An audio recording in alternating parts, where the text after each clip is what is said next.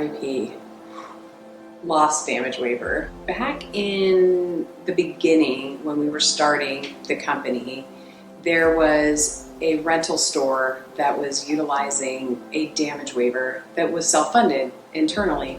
And they were collecting a bunch of money from the customers, saying that they were waiving their responsibility to damages. But when the equipment would actually be damaged and they would bring it back into the rental store would have in fine print in the rental agreement said, we don't actually cover that. So they were collecting a bunch of money, saying that they were protecting equipment that they weren't actually protecting.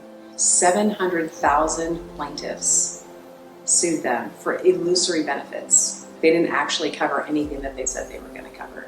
It started this wave of panic almost within the dealerships or the rental stores, because they could potentially then also end up in a similar situation where customers who they've been charging a damage waiver to, they're collecting all the money, but then when there's damages to it, they're not actually covering anything.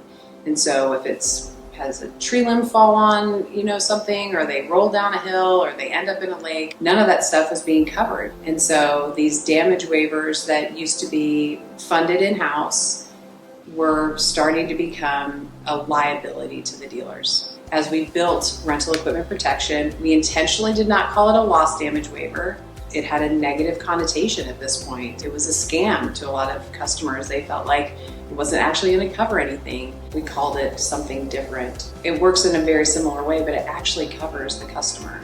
It's intended to be a value add to the dealer and the customer when that equipment goes out on rent. That when they do accidentally roll it down a hill, or they catch it on fire, or it gets stolen, or whatever the case may be, they know they're actually going to be covered, which gives the customer confidence in the dealership. It gives the dealership peace of mind that they're going to be able to get their equipment replaced or repaired.